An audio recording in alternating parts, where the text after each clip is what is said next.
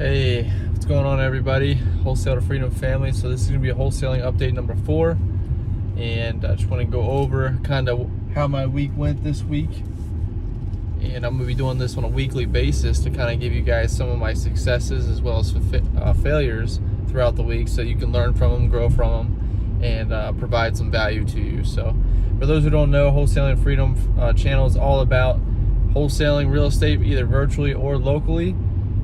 Whether you want to do it from your own backyard or if you want to do it from your own bedroom, you can do both. So, and I'm going to teach you how to do both, and that's what this channel is all about. So when you subscribe to this channel, that's what you'll get. Please give me a thumbs up to help the YouTube algorithm. And without further ado, let's get into it. So this week has been a little bit slower than the past couple weeks. I have 3 properties under contract, 2 of them with buyers. And then I have 1 that I just got under contract last week, and we hope to put this one under contract with a buyer this week.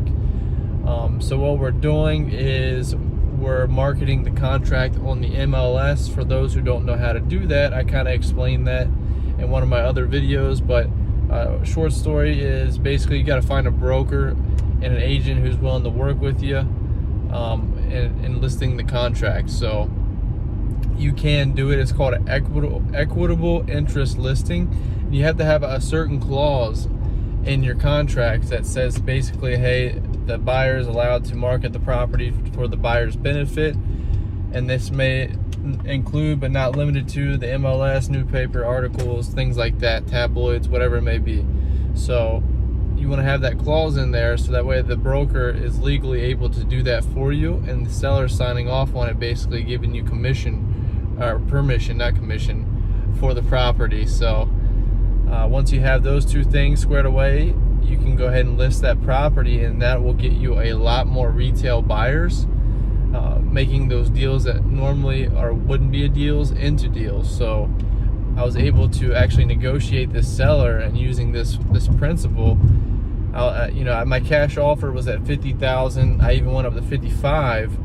And he was at $85,000 when we started, so I got him all the way down to $75,000, and then I waited and I got him back down to $65,000, and then we met in the middle at $60,000. And I told him, hey, that it's just a little bit too high price for us, but we have some of our local partners who like to invest in real estate as well, and they might be able to pay that price. So if you don't mind, we'll send you an agreement for the $60,000, and we'll try to find.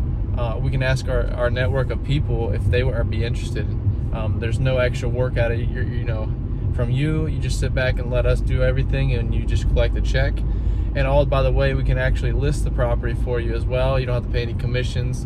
You don't have to do any showings. You don't have to do anything like that. We'll go ahead and handle everything, and you just sit back and collect the check. And so once I proposed that to him, he didn't care one bit. He was like, yeah, sure. As long as you give me my money, I don't care how you get it. I said, okay. So that's what we're doing. We're gonna list that on the MLS, and I have all the paperwork filled out and everything. I'm just waiting on the confirmation from the broker, and once we have the confirmation from the broker, we'll be able to go ahead and get that property listed as an active listing. The other 2 properties I mentioned in my other videos, one of them is one I actually listed a contract. It was the first one I ever listed on the MLS with a contract. Had a retail buyer, so they're paying with a conventional loan. I got the news last week that the inspections and the appraisals all went through. Everything's good to go. Title company's getting ready for closing. So that's really good news. We were able to work with the agent and the title company to figure out how I could get paid. And basically in my state that I'm doing this in, you have to write an invoice to the seller saying they're going to be paying you this assignment fee, but it's just called an invoice, like a work order or a service fee. And that way the lender can still lend on the property at the retail price that you're selling it at, and basically the seller pays you out of the proceeds for that. Not every state's the same. Like in Maryland, I can do what's called a division of proceeds, and I can have a separate agreement between the seller and I, and it says nothing's changing between our original purchase and sale agreement, but now they're giving me the rights to sell this property for more, and I collect the in-between money.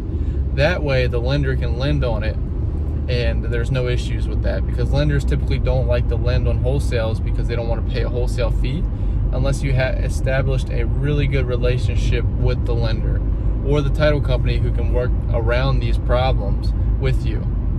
And that's some really advanced techniques that not everybody's going to be teaching you, because obviously it's easier to find a cash buyer and they pay cash for it. You don't have to worry about a lender. But if you can find a lender, they're going to pay the most money.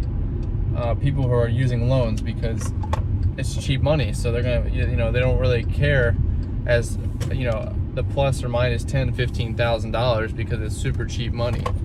So compared to a hard money loan at 12%. So with that being said, that one should be closing this week.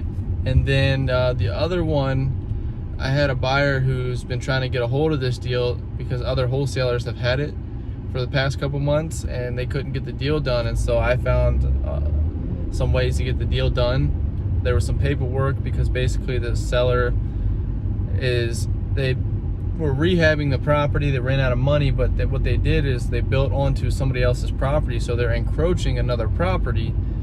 And that's, it's not illegal, but it is illegal, but it's not, you have to, so for somebody who's going to buy it, you have to work around that problem to resell it, because if the chances are that you have to take the encroachment out, you have to destroy half, most of the property, because you have to take that off their lot. Well, apparently these two lots, the one the seller has and the person who owns it that has the encroachment on, both bought it from an auction, a city auction, because it used to be one property. The city subdivided it and auctioned off the two lots. Well, the one's big enough to build on, the other one's not really, because it used to be a park. So it cut me off there because my phone overheated while I was in the window. But so what I was saying is, because of the encroachment and they bought it through an auction site, the auction site actually on their title insurance says that they have to accept the property and with all encroachments, encumbrances, and everything on it. So it's not a very secure title on the property. And so the owner of the other one bought it knowing there was an encroachment on it, or she unknowingly accepted the encroachment. And so I had the paperwork to prove that. I found that, whereas the other wholesalers, I guess, didn't take the time to figure that out. And so the buyer said, as long as we can do that, we're fine. And I haven't heard anything different. So as far as I know, we should be good for closing in the next week, hopefully tomorrow. And that one would be around $18,000 wholesale, so it'll be really nice. So I just say, take the extra time, guys. And that one came from a Facebook lead, which is pretty cool, because I'm about almost $2,000 ad spend between the last 2 months, and my average return on investment is right now $2,300 spent and $25,000 return. So it's a huge return on investment, and with the $18,000, it'll definitely add to that. So that's going to be pretty cool. But that just goes to show you, put in the extra work, or extra homework, whereas the next person might not do that, and it would pay off, in a boatload. So hope that, guys, I hope that helps you. If it does, please like, subscribe, and we'll see you in the next one.